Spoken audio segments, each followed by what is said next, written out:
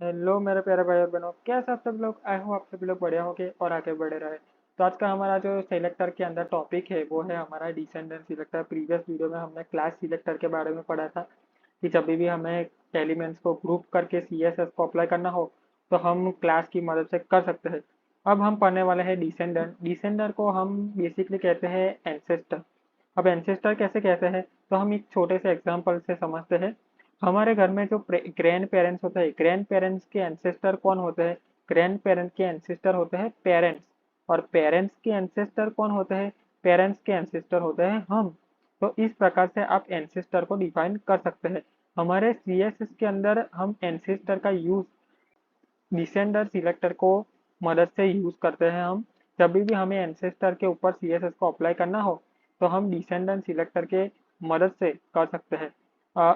इस एग्जाम्पल के अंदर जब भी हमारे एलआई टैग को सीएसएस को अप्लाई करना हो तो पैराग्राफ का एंसेस्टर हो गया स्पेन, स्पेन का एंसेस्टर हो गया यूएल और यूएल का एंसेस्टर हो गया एलआई। तो इस प्रकार से हमें लेवल वाइज हमें सीएसएस के अंदर डिफाइन करना पड़ता है। फॉर एग्जाम्पल यहाँ पे हमारे पास एक पैराग्राफ है और वो पैराग्राफ ड्यू के अंदर है। तो ड्यू का एंसेस्टर हो गया पैराग्राफ। तो जब भी हमें पैराग्राफ के ऊपर सीएसएस को अप्लाई करना हो तो हमें पहले ड्यू को लिखना पड़ेगा। ड्यू का एंसेस्टर हो गया पैराग्राफ, यानी कि ड्यू का डिसेंडर हो गया पैराग्राफ। ड्यू उसके अंदर पैराग्राफ, और पैराग्राफ के अंदर जो कलर होगा उसका फोरग्राउंड कलर होगा वो हम रेड कर देंगे।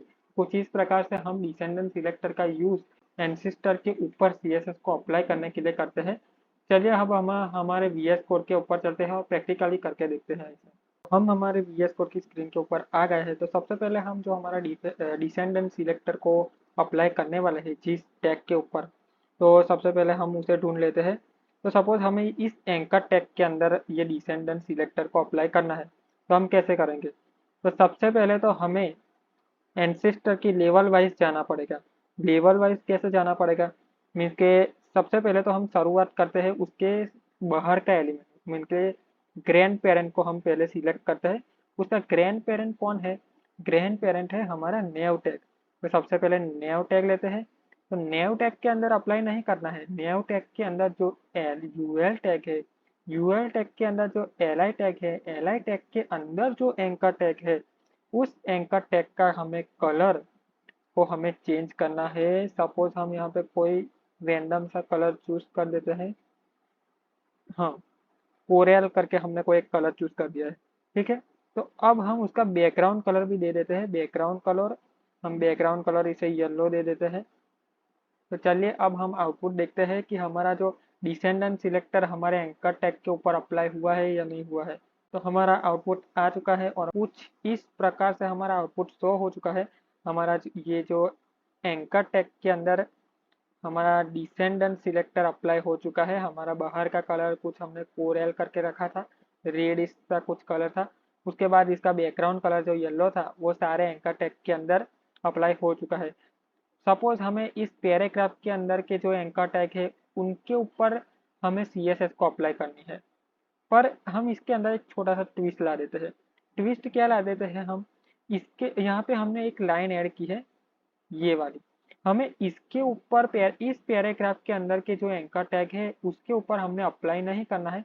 हमें सिर्फ ये पैराग्राफ है, ये फॉलो बटन वाला और ये यूजर का नेम है, इसके अंदर का जो एंकर टैग है उसके अंदर ही सिर्फ हमें अप्लाई करना है। ये पैराग्राफ है, इसके अंदर ये गूगल लिखा है एंकर टैग, इसके ऊपर हमने नहीं करना है। तो हम सब कैसे करेंगे? तो इसके लिए हम एक छोटा सा रास्ता निकालते हैं।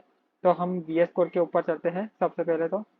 तो हम यहाँ पे क्या करते हैं कि जो हमारा ये वाला पैराग्राफ है, ये पैराग्राफ को एक क्लास दे देंगे। हमने प्रीवियस वीडियो में पढ़ा था कि हमें जो भी एलिमेंट को ग्रुप करके हमें सीएसएस को अप्लाई करना हो तो हम सारे एलिमेंट होंगे उनको हम एक क्लास दे देते हैं। तो इसका हम क्लास देते हैं पोस्ट। हमने इसका पोस्ट क्लास दे दिया है, इसको कॉपी कर देते हैं। सेम तरीके से हम इस पैराग्राफ के अंदर भी पोस्ट क्लास दे देते हैं। इस पैराग्राफ के अंदर भी पोस्ट क्लास को डिफाइन कर देते हैं। इस पैराग्राफ के अंदर भी हम पोस्ट क्लास को डिफाइन कर देते हैं।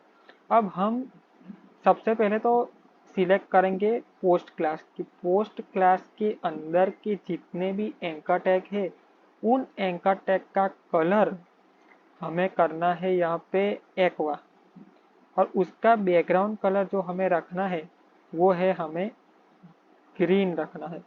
तो चलिए देखते हैं कि इन सारे एंकर टैग के ऊपर अप्लाई हुआ है या नहीं हुआ है हमारा CSS, और इसके अंदर अप्लाई नहीं होना चाहिए। तो चलिए आउटपुट देखते हैं हम। तो हमारा आउटपुट शो हो चुका है। तो हमारे जितने भी ये वाले एंकर टैग है, पैराग्राफ के अंदर वाले एंकर टैग, इनके ऊपर CSS अप्लाई हो चुका है।